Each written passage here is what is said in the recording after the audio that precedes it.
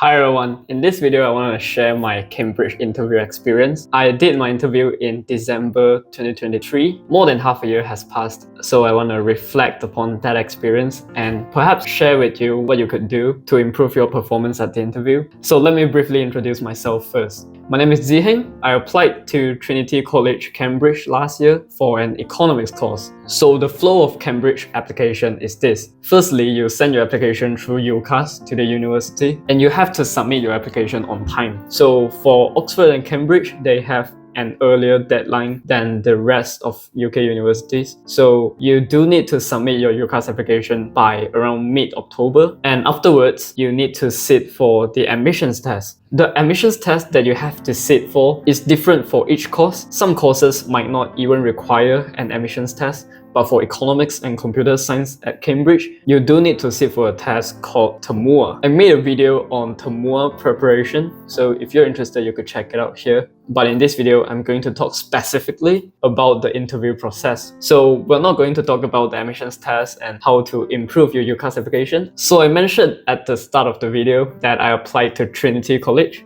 Obviously, Cambridge and Oxford, they run on collegiate system. They have different colleges and each college has a distinct culture and the way they manage their accommodation and students. So I want to start off with a disclaimer that my experience at the interview isn't necessarily representative of the Cambridge interview process in general, because each college has a different style how their interviews are conducted. One of my friends who got into Hughes Hall, his interview was separated into two parts. And each part was sort of like a case study on a specific topic. And he applied for a law course. So I applied for an economics course, but my interview was a single session. It's still split into two in that single session. And the first interviewer is going to ask you a series of questions. And after he's done, the second interviewer is going to ask you another set of questions on a different topic. That's my interview arrangement. So do be informed that your interview experience might depend on the college you apply to as well as your course. So with that said, I still think my experience and this video is going to help you, because I'm going to focus more on how you could prepare for the Cambridge interview in general. And I could briefly touch upon the topic of what are the few things that my friends have done who got an offer in the end. And also, UCAS wasn't the only process that you have to do for the Cambridge application. You still have to complete something called My Cambridge Application, which was a Cambridge portal, and you have to pay a separate fee, which I thought wasn't really fair. But you know, when you want to apply, you have to pay the cost. But basically, you have to fill in additional information that the university wants to know about you. And in that process, I was given the warning that I shouldn't disclose any parts of the admissions. So for example, I shouldn't disclose any questions that are asked in the interview, so that I will not affect the quality of those interviews and their ability to select the brightest students. So basically, they don't want me to mess with their selection process, which is completely fair. So in this video, I'm not going to talk about any specific interview questions, but perhaps I could comment on the nature of those questions. So for example, I could say a certain question is maths-based or philosophically based. I think that is fair enough. That shouldn't be a problem, I hope. So let's jump into the video. If you are shortlisted for interview, the first thing that would happen to you is you're going to receive an email from Cambridge and from the college you applied to, which says that you are shortlisted for the interview. So the correspondence is going to happen between you and the college, not between you and the university. So that's a testament to what I said earlier, which is University of Cambridge is sort of like an association of colleges. And therefore, it is more like the college itself that is going to manage your interview. So do think very carefully about which college you want to apply to before you actually submit the application. So I applied to Trinity College before. I wouldn't recommend you do it because obviously I did not get the offer in the end, but I did get the interview. So I want to say that probably do some research on what the culture of the college is like. You probably couldn't find that much information online. When you look at the official websites, it's all smiles and happy faces. But you could always ask your seniors. If you have seniors who are in the UK and already studying at Cambridge, that's a way that you could get reliable information. So the first thing I would say is just reach out towards those students who might have access to more information than you. So that could be seniors or your university relations department, so that you could get better information on which college is the best for you. So with that said, I'm going to talk about the interview itself. I was assigned, or I shouldn't say assigned, I was placed in an interview, which is a single session with two professors. So the interview is around half an hour to 45 minutes in length, if I remember correctly. And they didn't provide any information as to how you should prepare. But in that email where I was invited to the interview, they did say that I could have mock interviews with my friends and family members, but it's all very vague advice. They didn't have a reading list, of course, of what books you're recommended to read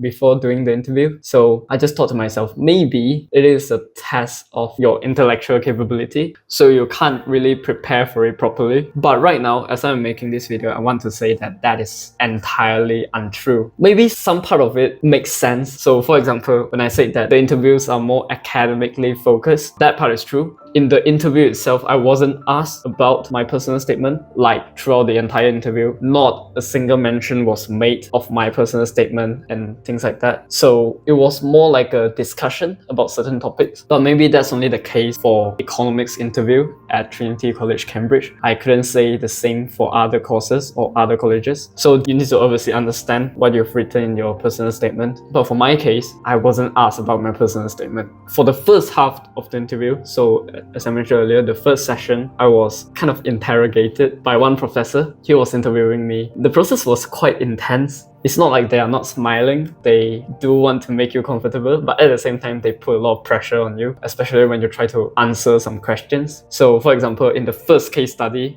where I am supposed to read a passage and answer certain questions. When you answer the first question, they're going to push you to think deeper about the passage. And so you're going to get one question after another. And that process was quite intense, especially when you get a period of silence when no one is saying anything. That was quite daunting. Now that I reflect upon that experience, I felt quite anxious now. But that was the first part. Afterwards is the second session. So if I remember correctly, you are going to be given another question, but this time it's going to be a shorter one. For me, that's the case. So this time you are going to have the interview with the second professor, and he or she is going to ask you another set of questions. So it's going to be about a different topic, but that's just how it was for my Cambridge interview. It's a single interview, and I don't need to wake up the next day and do a second interview. So in one session, 2 questions were asked. After I've done the interview, I waited until around January when the Cambridge result was out. So I wasn't put in January. For Oxford and Cambridge, obviously some students get put and they need to do a second interview, but not for me. I wasn't put. At the time, I didn't know why I was rejected. So I emailed them and asked them what went wrong, because my grades are good. And I don't think I did bad for my Temua. Obviously, when I first received the results, I thought it was bad, but I figured it should be bad for everyone else because the test itself was much more difficult than the previous ones. I was pretty confident Temua wasn't the problem, so I asked them, and finally they told me the truth, which was that my performance at the interview wasn't as good as the other candidates, and therefore they rejected me. So that's the reason they gave me. It took them around 2 to 3 months to reply to my email. And actually, you weren't supposed to send them an email to request for feedback. You need to do it through your school or colleges, and they're going to be a representative and ask the questions for you.